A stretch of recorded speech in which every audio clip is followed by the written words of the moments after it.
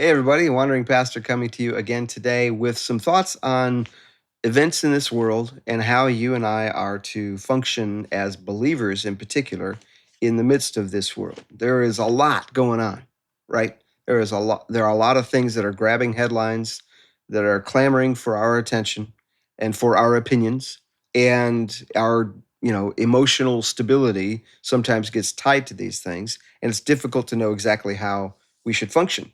And so today I'm going to talk to you about lions, Donald Trump, God, and you. And so today I want to talk about that. And I've been, if you've been paying attention to my little mini talks at all, you know that I've been in the book of Daniel a couple times this week. And Daniel is one of those books that's just one of the most interesting books to me in the Bible because a lot of it is about prophecy about future events. And I believe there's still many of them future events, and they will happen in the end times. And those, as some of you know, may be soon, as far as I can tell. But there are also events that happened back then in Daniel's personal experience with the rulers that he was serving under that we can learn a lot from. And you'll see as we look through this, I'm going to take sort of a deep dive in the book of Daniel today.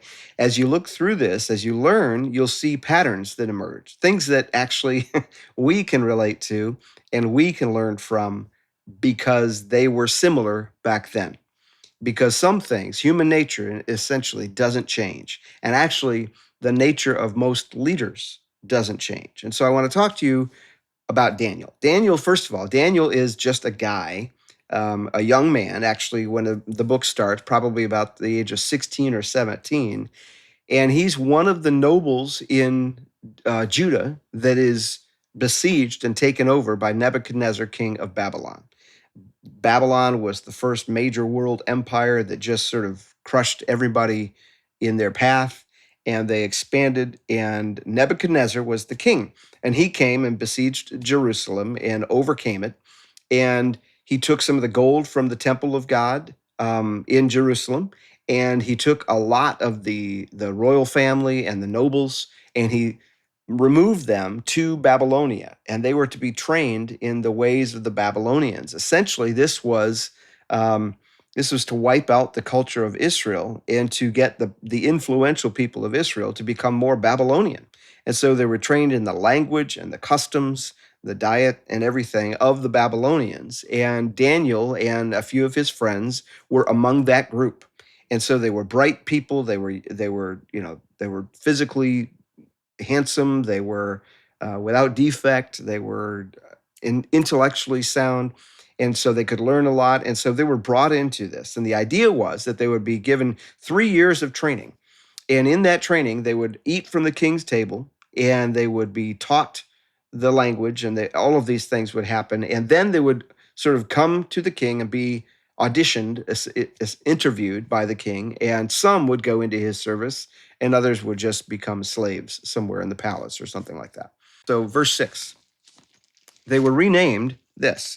Among them were some from Judah: Daniel, Hananiah, Mishael, and Azariah. The chief official gave new names to them. To Daniel, he gave Belteshazzar, to Hananiah, Shadrach, to Mishael, Meshach, and to Azariah, Abednego. Now, so he renamed them, and then he taught them the language and customs, and they required them to eat from the king's table. Now, here's the important thing. Daniel and these guys already knew God's laws before that. Even though he was just a teenager, he knew the law of God. He knew the dietary laws and the customs and everything, and the things that God said to say no to, and the things that God permitted. And so they resolved, these young men did, to not defile themselves. And it says in Daniel chapter 1, verse 6, but Daniel resolved not to defile himself with the royal food and wine, and he asked the chief official for permission not to defile himself in this way. The chief official, God had caused the chief official to show favor and sympathy to Daniel. But the official said to Daniel, I'm afraid of my lord the king, who has assigned me your food and drink. Why should he see you looking worse than the other young men your age? The king would have my head because of you. But Daniel then proposed this idea that give us 10 days where we just eat vegetables and water, and then compare us to the others.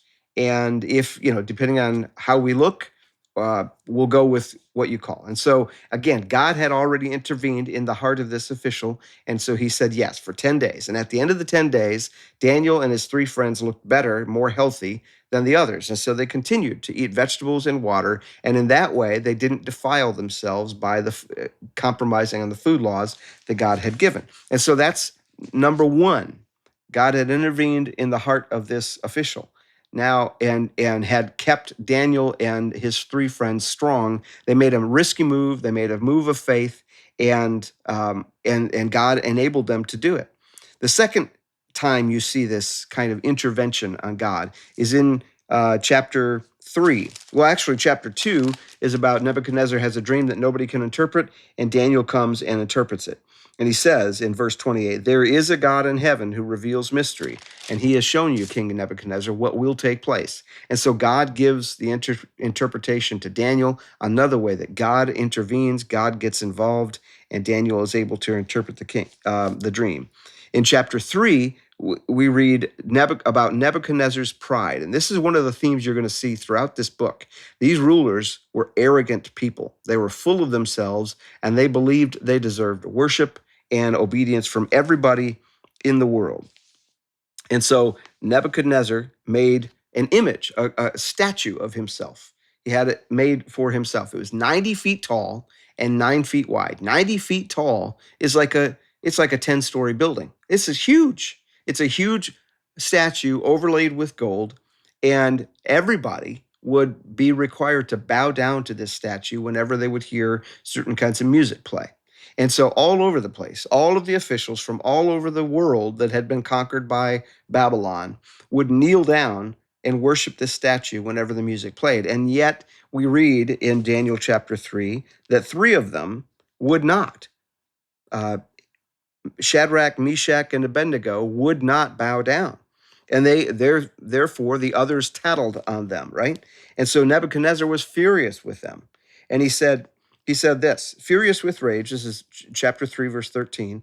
Nebuchadnezzar summoned the 3 and said, once they were brought before the king, he said, is it true, you 3, that you do not serve my gods or worship the image of gold that I've set up? Now, when you hear the sound of the horn, the flute, etc., if you are ready to fall down and worship the image I made, well, very good. But if you do not worship it, you will be thrown immediately into the blazing furnace. And here's the question, then what God will be able to rescue you from my hand? Again, that shows the arrogance of Nebuchadnezzar. Then what God can rescue you from me? I'm more powerful than your gods. But here's a great answer. Again, they're a little bit older now, but Shadrach, Meshach, and Abednego replied to the king, "O Nebuchadnezzar, we do not need to defend ourselves before you in this matter. If we are thrown into the blazing furnace, the God we serve is able to save us from your hand and will rescue us from your hand, O king. But even if he does not, we want you to know, O king, that we will not serve your gods nor worship the image of gold you have set up." So they say, we believe, king, well, first of all, we're not going to bow down. And because of that, we believe our God is going to rescue us from the furnace. We know he's able. We believe he's going to. And even if he doesn't, we're not going to bow to your idols. And so the king is furious, and he heats the furnace 7 times hotter, so hot that even the guys who threw the 3 in were killed by the heat. But these 3 get thrown into the furnace, and of course it's so hot that they should die immediately. Well, they don't. In fact, the king jumps up and he says, wait a minute, didn't we throw three people into the furnace? And they said, yes. And he said, look, I see 4 men walking around in the fire, unbound and unharmed, and the 4th looks like the son of the gods.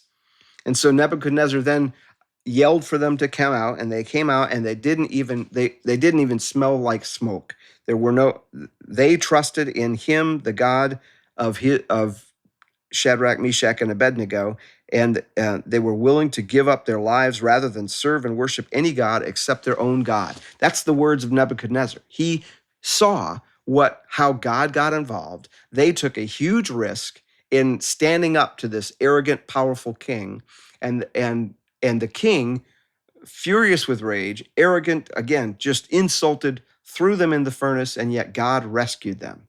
And as a result, the king, the pagan king, ended up giving God praise. And so one of the things, again, we see is that God got involved. They stepped out in faith. God got involved to rescue them, and they stood up to this arrogant, powerful tyrant, and God rescued them. And it doesn't stop there. You'll see this pattern that just continues to go. Chapter 4, Nebuchadnezzar tells about an experience he had where he had been standing on the roof of his palace and just looking at his kingdom and really thinking, man, I've done a really great job here. And God humbled him. He drove him mad. And so for 7 years, he was driven mad. And then he came to this realization. You see it several times in this chapter, in chapter 4, just a great teaching. Verse 17, it says, "The Most High is sovereign over the kingdoms of men and gives them to anyone he wishes and sets over them the lowliest of men." Again, verse 25, he says, "The Most High is sovereign over the kingdoms of men and he gives them to anyone he wishes." And then verse 32, "The Most High is sovereign over the kingdoms of men and he gives them to anyone he wishes." What does this mean? It means God is the Most High and he is sovereign over how the world works. He's sovereign over decisions about who's in office and who's not, about who gets in power and who doesn't. He is sovereign, meaning he is orchestrating, he's working out his plan as these things unfold. And that is a hard thing to understand. It's hard to get the fact that we have, for example, in America, we have the right to vote. We have the right to protest. We have the right to free speech. We have all of these rights. And God somehow uses both our responsible use of those rights and his overall plan to work out his will. And sometimes, frankly, it can be confusing. It can be like, wait a minute, God, you want that guy in there? Really? Seriously? Why would you want that guy in there? And I would say there's a lot of people today who are saying that about Donald Trump. Why, God, would you allow Donald Trump in there? But there are others, the opposite people probably said that about Joe Biden. And then, it was about Donald Trump and Obama and Bushes and Clinton and all of those people. Those have all been somehow, in some mysterious way, under the sovereign hand of God. God is continuing to work out his plan for the entire globe and for the entire universe. All of his creation is in his timing, in his way. And yet we have a responsibility to make sure that we're voting and utilizing our rights the best way we can that honors him. And yet we still submit it to him. We realize that the Most High is sovereign over the kingdoms of men, and he gives them to anyone he wishes for whatever reason. And so it may be that God allows somebody to get in office that you think is the wrong guy, and somehow God uses what that guy does for his eternal purposes. That's the sovereignty of God. That's why we need to, no matter who gets in office, no matter who's on the Supreme Court or who's in Lansing or who's in Washington as Congress or Senate or whatever, we need to trust God. And that's where we as believers come back to realizing that there's a bigger picture here. It's not just about us. It's about our opinions, about our politicians or anything like that. God is good. God is working, and God can be trusted. Those are some of the things we have to affirm and reaffirm, no matter what is going on politically. Now, it goes on to another guy. See, there is as Nebuchadnezzar gets older, his grandson ends up being on the throne. His grandson is named Belshazzar. Belshazzar is kind of an arrogant dude as well. Seems to be a pattern here. And so he throws a party for all of his nobles. And just to put a finer point on it, he decides to go get some of the gold that has been taken from the temple of God in Jerusalem. And he says, we're going to get those goblets. We're going to drink our wine out of them. Why? That essentially shows utter disdain for the God of Jerusalem, right? The God of the Hebrews. And it shows that they believe, Belshazzar believes, they have ultimate power even over the God of the Hebrews. And so they go get the wine goblets and they start drinking wine out of them. And an amazing thing happens. It says, chapter 5, verse 5. Suddenly, the fingers of a human hand appeared and wrote on the plaster of the wall near the lampstand at the royal palace. The king watched the hand as it wrote. His face turned pale, And he was so frightened that his knees knocked together and his legs gave way.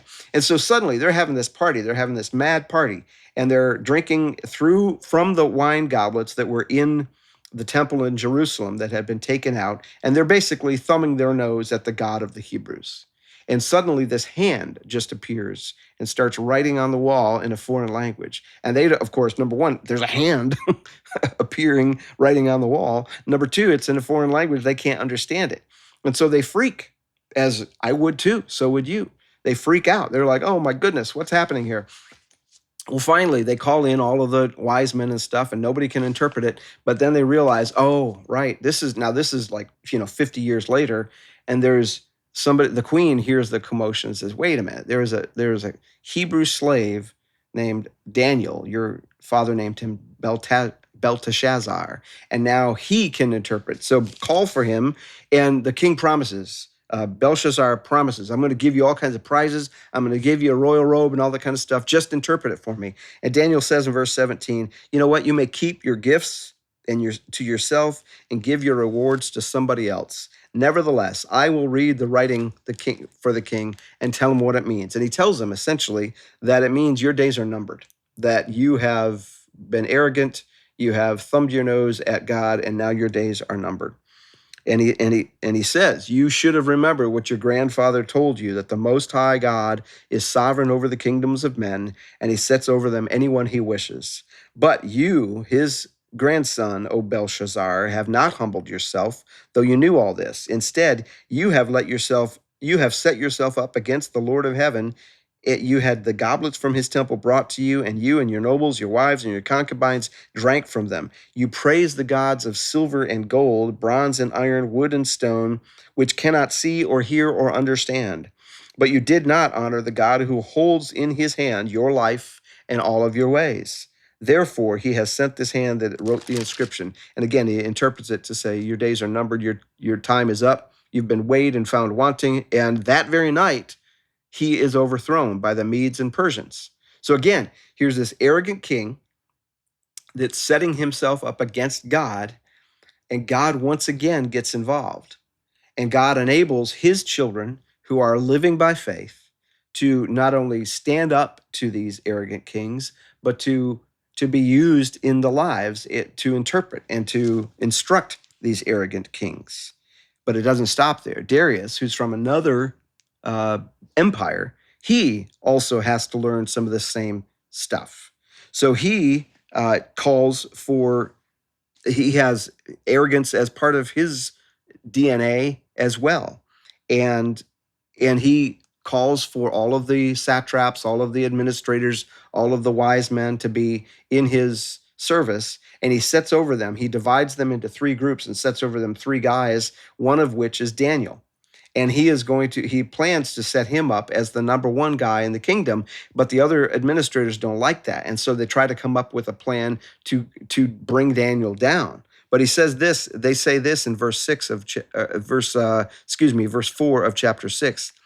They could find no corruption in him because he was trustworthy and neither corrupt nor negligent. And finally, verse 5, these men said, we will never find anything as a basis for charges against this man Daniel unless it has something to do with the law of his God. In other words, this dude is a man of integrity. This dude does it right. And we can't find anything, any sort of, undercurrent of corruption to charge this man with or to accuse him. So we're just going to have to come up with something that's going to be about the law of his God. And so what do? They go to the king and they say, oh, king, we want you to live forever. We think everybody should pray to you. We think you should pass a law that says for the next 30 days, no one can pray to anyone except you, O king. And if they do, they should be thrown into the den of lions. Well, the king, Darius, is an arrogant ruler. Go figure.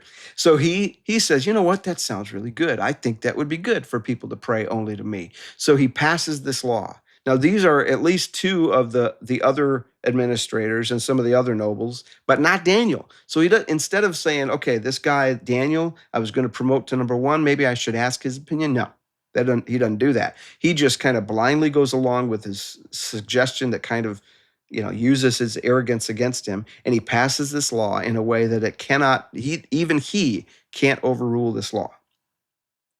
So Daniel is told of the law. You can't pray to anybody for the next 30 days except Darius.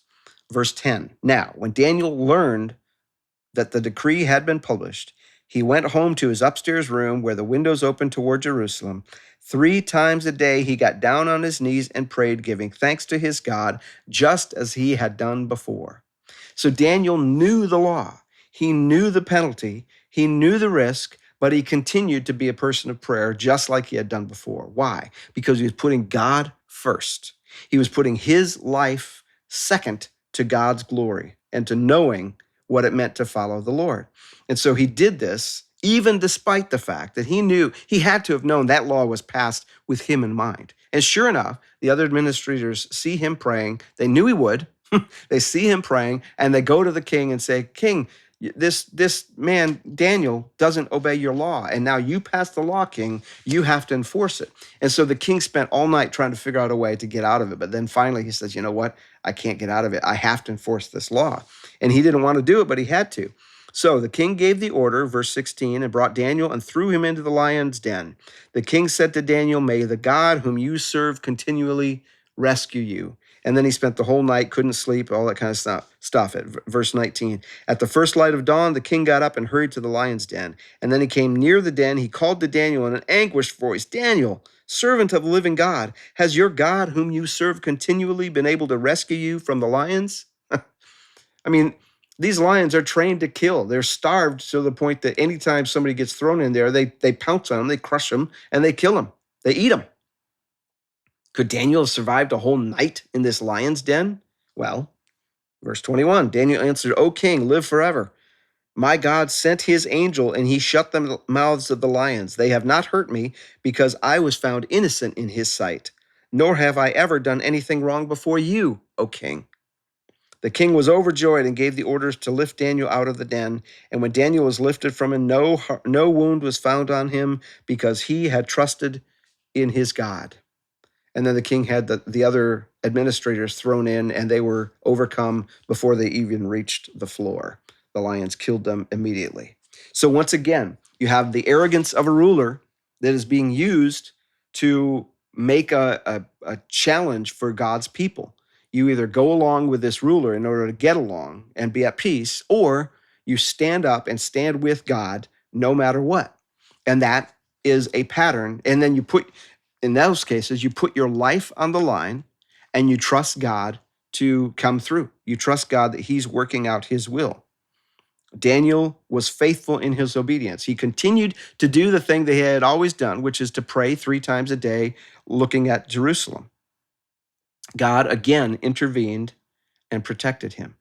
That's an amazing story. There are several amazing stories like that in this book of Daniel. I would strongly encourage you to read the book. The first 7 chapters are all about these kind of amazing ways that God's people, or a few of God's people at least, stood up against the arrogant power of the tyrant, and God got involved and intervened. And it's an amazing thing. The rest of the book is about prophecy, and it's about really, I believe, future events. But one key you read in chapter 7, verses 13 and 14, 15 and 16, he says, that's the wrong spot. Oh, yeah. But the saints of the 4 great beasts are 4 kingdoms that will come from this earth. But the saints of the Most High will receive a kingdom that will possess it forever. Yes, forever and ever. So one of the things he's saying is in the dreams of the future. There are these 4 great kingdoms, these empires that will come upon the earth. But these empires, as great as they are, will come and they will pass. But the people, the saints of the Most High, will receive the kingdom and will possess it forever. Yes, forever and ever. And so one of the themes you see from this whole thing is that we are living for a different kingdom. We are living for God's eternal glory and his eternal kingdom. And that enables us to see clearly and to stand up against the arrogance of rulers. Okay? Now, let me bring this home and talk about Donald Trump. Donald Trump is an arrogant ruler, is he not? I mean, he always has been, right? It's interesting that people who are supporters of Donald Trump look at that and say, well, of course he's arrogant. He has to be because he's going up against the deep state. If he were a polite, soft-spoken man, he would never have the strength or the courage to go up against the deep state and stand against it. And so they look at that and they say, well, that's part of what he has to have, right? That arrogant, bold, opinionated self is the person he has to be in order to overcome that. He's kind of got to be a bull in the china shop, right? In order to bust through the traditions and the good old boy network and so on. And I think there's some legitimacy to that, without a doubt. But we can't ignore the fact that he is arrogant. He is full of himself. I know that sometimes he talks about God and believes that God has put him here for such a time as this and so on. But we have to also acknowledge that God is sovereign and that God puts people in place to accomplish his will. And we, people of faith, are called to trust him no matter who is in there. And God, by the way, before him had Joe Biden in office. And before him had Donald Trump the first time. And before him had Barack Obama. And all of these people were apparently under the sovereign hand of God. And if you, as a believer in Jesus Christ, will either say, okay, that person is not my president, or that person is not my president, I'm not going to respect or obey that person, I'm not going to respect or obey that person, guess what? You are wrong. From a biblical perspective, we are called upon to submit ourselves to the governing authorities unless they stand against God, against some absolute revealed scriptural truth, and they're telling us to overrule that truth. And that's like Daniel and his three friends did. There are times when the chips were down, they had to stand against those rulers. But make no mistake about it, for about 70 years, they lived under these rulers and served those rulers, even though they were pagan, arrogant, tyrannical rulers. So in other words, they served the rulers with in keeping in mind that they had to serve God first. So there was nothing they would do for the rulers that God told them not to do.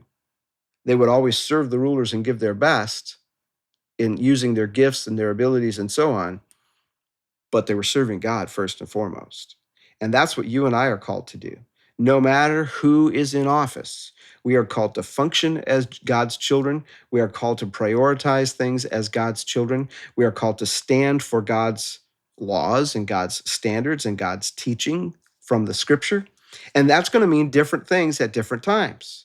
And that's going to mean sometimes we stand up against somebody and other times we go along with those people. And the only way we can know how to do that is by constantly seeking God in his wisdom through the power of his Holy Spirit.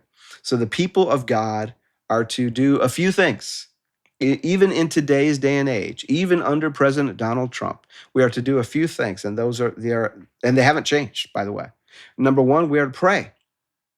We are to pray like Daniel did as an ongoing lifestyle choice. He didn't just do it when the law was passed because he was going to stand up to power. That's not what the situation was. Daniel was a person of prayer all the time. He was a person of faith all the time. And so when the law came, he didn't change his behavior. He continued in his faithful behavior. And that's what you and I are called to do. So if you're not a person who prays continually, prays about not only, your role in this world, prays for your leaders, prays for the laws, prays for God's will to be done, all of that. If you're not doing that, you need to start doing that no matter who's in office, and that you need to keep that up. Second thing they need to do is they need to seek God's will and God's kingdom. The kingdom is not of this earth. It is an eternal kingdom that will last forever, and we can be part of it now by faith.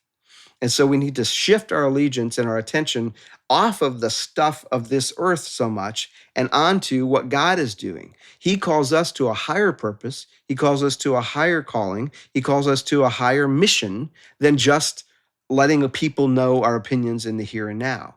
It may be that there are times you need to protest. It may be that there are times you need to stand up. It may be times you need to disobey unjust laws in order to obey the law of God. But even then, you're doing it for the kingdom and glory of God, not for your own opinions, right? Not for your own rights, not for your own comfort. You're doing it for the glory of God.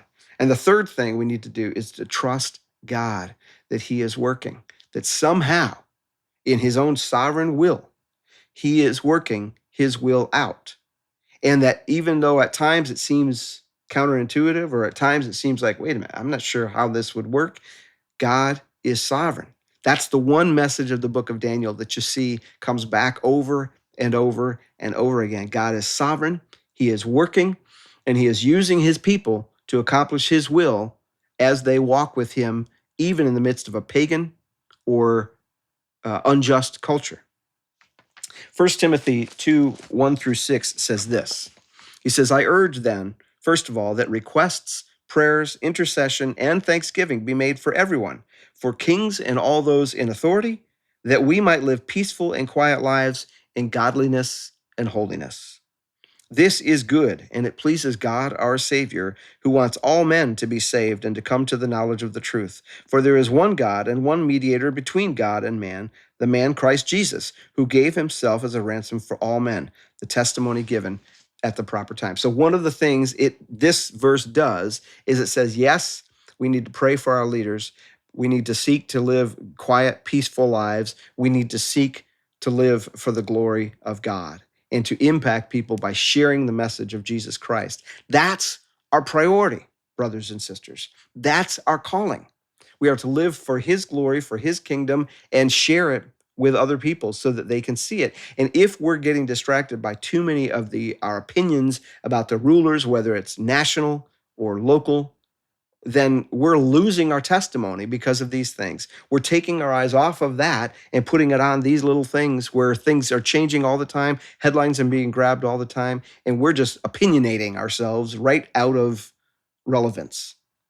So I would encourage you, if you are a believer in Jesus Christ, becoming a person of prayer, become a person where you're seeking him and his kingdom and his glory, and become a person where you're trusting him that he's working no matter what, and that you commit to following him first and foremost. And when you do so, he will use you in this life. Okay? So, Wandering Pastor saying, grace and peace to you. I hope that you have a great day. I hope this challenges you as it does me. I mean, believe me, I get challenged by these things as well. And if you have any questions or comments, please email me at wanderingpastor@gmail.com. You can certainly follow me at wanderingpastor.com. Look at my books. You can see other videos there. And by all means, please share these videos if you think they would be helpful. And in this long-form podcast, I hope that you can take some time to take these things apart. Press pause, go look at the scripture, study, check, all right? Because see if I'm right. If I am, let me know, okay? God bless you guys.